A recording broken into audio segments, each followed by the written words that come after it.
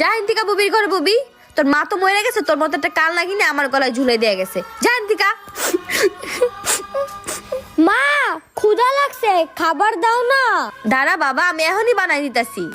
ইয়ে, মজার মজার খাবার খাবো।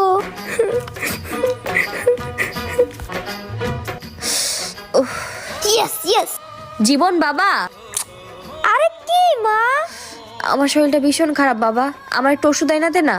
আমি এখন আমার বন্ধুদের সাথে মাঠে খেলতে যাব, আমার এসব ফালতু কাজ করার সময় নেই।